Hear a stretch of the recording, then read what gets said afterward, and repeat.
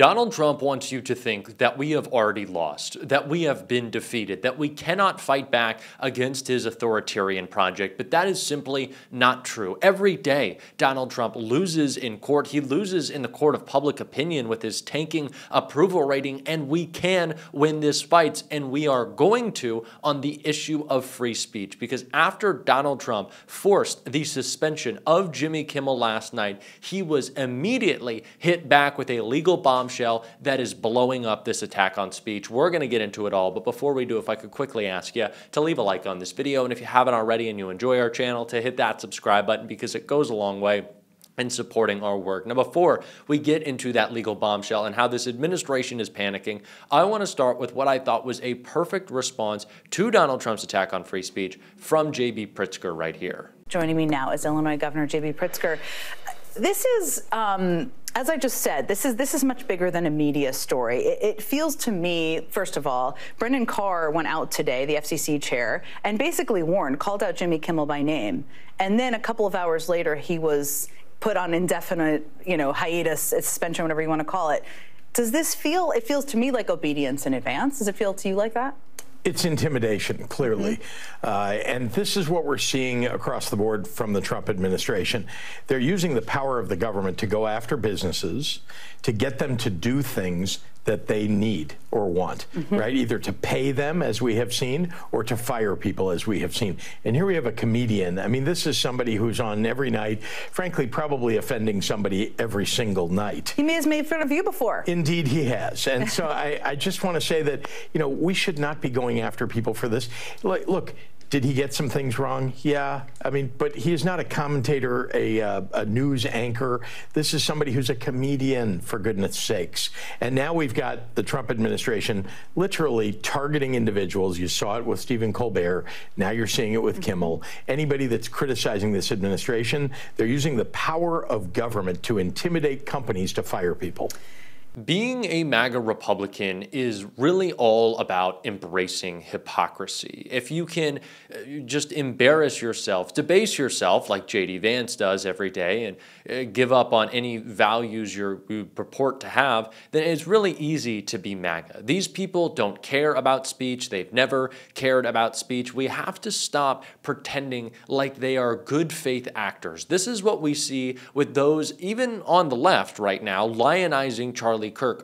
We see folks like Ezra Klein saying he did politics the right way and cared about free speech. That's just bullshit. Charlie Kirk was at college campuses to make a profit and to get his clips to go viral. Sure, he wanted to change people's minds with bigoted ideas and disgusting bile, but he didn't care about free speech. He didn't advocate for the freeing of Mahmoud Khalil, who Donald Trump has now ordered to be deported again for speaking out against a genocide that we are aiding in with our tax dollars. No, these people don't care, and it's why it is unsurprising Donald Trump had this reaction to Jimmy Kimmel. Free speech.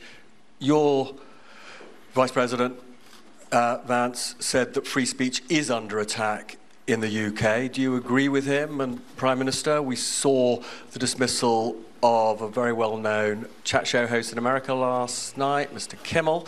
Is free speech more under attack in Britain or America? Well, Jimmy Kimmel was fired because he had bad ratings more than anything else, and he said a horrible thing about a great gentleman known as Charlie Kirk. And Jimmy Kimmel is not a talented person. He had very bad ratings, and they should have fired him a long time ago. So, you can call that free speech or not. He was fired for lack of talent. Yeah, please, go ahead. Yeah. Of course, it's because of his ratings, the tanking ratings. The ratings are low. Do you know what rating is really fucking low right now? Donald Trump's approval rating. That's what's tanking. That is what's in the shitter. It is not Jimmy Kimmel. This is so obvious. This administration could not care less about any of the ideas that they talked about as being fundamental on the campaign. The weaponization of government, that is all Donald Trump has done. The caring about the crisis of affordability affordability, inflation is skyrocketing because of idiotic tariffs that are effectively taxes on working people. And now they want to make Charlie Kirk, that disgusting bigot, some martyr so that they can carry out the rest of this project. No, we're not going to let it happen. We're not going to accept defeat. Maybe that's what ABC wants to do, and ahead of time concede and say, oh, the Trump administration is going to come after us. We might as well concede. But we're not going to do that. We're going to fight back, and so is Robert Garcia and Eric Swalwell with some legal bombshells for Trump. Ranking member Robert Garcia launches investigation after ABC fires Jimmy Kimmel. Network caves to political pressure from Trump administration. Rep. Robert Garcia, ranking member of the Committee on Oversight and Government Reform, released the following statement announcing he will be launching an investigation into the Trump administration, ABC, and Sinclair amid ongoing efforts to censor opposition to the president. Garcia said, "Every American has a duty to stand up for our First Amendment values. We will not be silent as our freedoms are threatened by corrupt schemes and threats. Anyone who is complicit will need to answer to us." And Eric Swalwell threatened a lawsuit with this clip right here. So I want to make it clear, there's going to be a Democratic majority in just over a year. And to the FCC chairperson and anyone involved in these dirty deals, get a lawyer and save your records, because you're going to be in this room and you're going to be answering questions about the deals that you struck and who benefited and what the cost was to the American people because that happened. I want to now move. This is what I am talking about. Stop bending the knee. Stop admitting defeat before we even have the fight. It is worth it to go out there and fight them on everything. I have felt like for so long, and I don't just want to make this a criticism of Democrats, because of course who we want to criticize right now is Donald Trump, but our party needs to get in line and start acting like they care. So often we see Democrats, and I talked about this with Wes Moore, see an issue that maybe we're not the most popular on and go, well, you know, maybe we don't talk about that one. Maybe we shy away a little bit. It's bullshit. If you believe in your heart of hearts, if you are an elected official with policy that you think will make the world a better place, do not look at the polling. Do not look at the message testing. Go out there, deliver it, convince people. Your job is not to be a pawn for lobbyists and corporate money and AIPAC. It is to do the job of governing. And sometimes your positions may start as unpopular, work to make them popular. How far have we come on so many issues, even within the decade of Donald Trump attacking our rights, where we have shifted a public opinion in a way that is undeniable. Why? Because we've actually gone out there and talked about these issues. We have to do that. We have to have these conversations. We have to sue. We have to not write strongly worded letters, but call people in to be put under oath and have them try to scream out of their crimes, because they can't, they will be caught, and they should be prosecuted under the next Democratic administration. That is what we should have. Reopen Alligator Alcatraz for Stephen Miller and Kristi Noem, and fucking throw Pete Hegseth in there with a couple bottles of gin to keep him company. That is what we should be doing. We should make it very clear that we won't kowtow, we won't bow, we won't bend the knee, we won't say, well, I don't know, we can't take on every fight. There is so much saving of the munition. Right? We got to keep the powder dry. This isn't a political fight. Let's save up for the really good political fight. Every political fight should be had right now. This is an authoritarian. If you give him an inch, he'll take a mile. So stop giving him miles and then letting him take over the entire country. Fight back. Thank you, Robert Garcia. Thank you, Eric Swalwell. Thank you for making it clear that we should not bend on this. That we shouldn't say, well, you know, that's Trump. That's what Trump's going to do. That's what the corporations are going to do. They're ultimately going to cave. They're ultimately going to bend the knee. Get fired up. Convince people of why this is so important. The right had the majority of Americans believing that they cared more than we do about free speech. How is that playing out right now? Not very well. So you need to go out there and convince people. Don't worry about what the politics of any given issue are. Have some moral clarity on so many of these issues.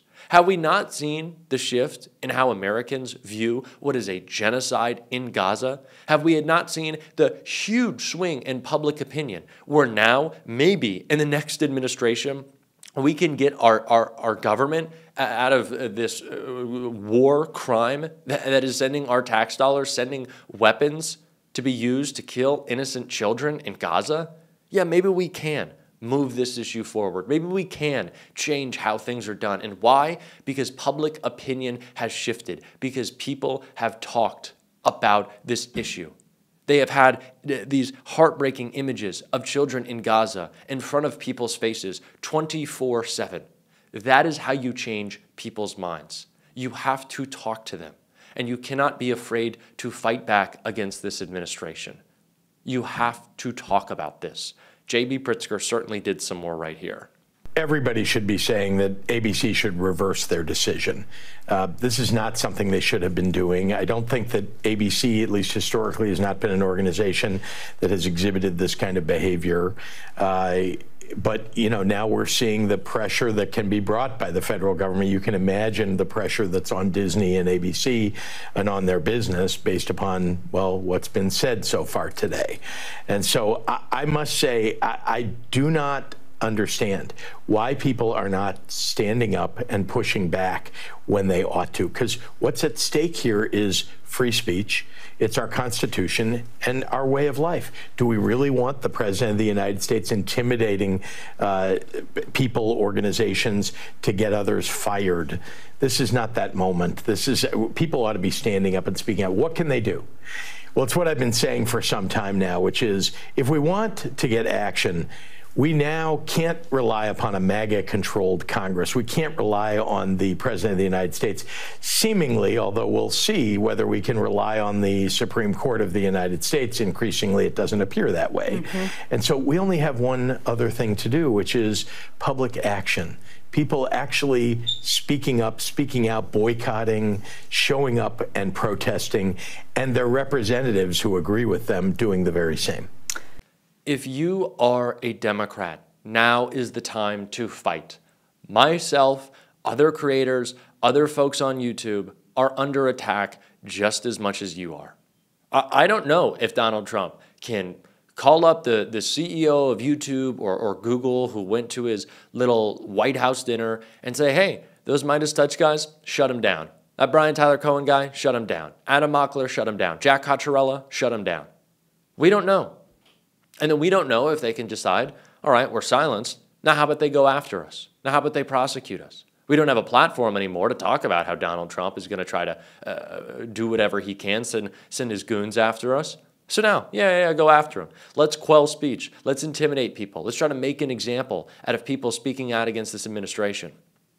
We don't know if that's coming, but you can be rest assured that we don't give a fuck, that we're going to continue to call them out, that we're going to continue to fight.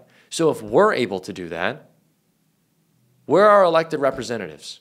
Please take up the fight. We need it now. In a moment in which they're so desperate to silence us, shouldn't you be as loud as possible? I certainly think so, and we're going to be on this show, and if you want to support that, as always, you can hit that subscribe button, you can leave a like on this video, you can drop a blue heart in the comments, and if you want something to relax with a little bit, I had a great interview with Wes Moore. It's a lot of fun, a lot more chill than what's going on right now. Keep on fighting. We will not let them silence us. I promise you. And until next time, I'll see you soon.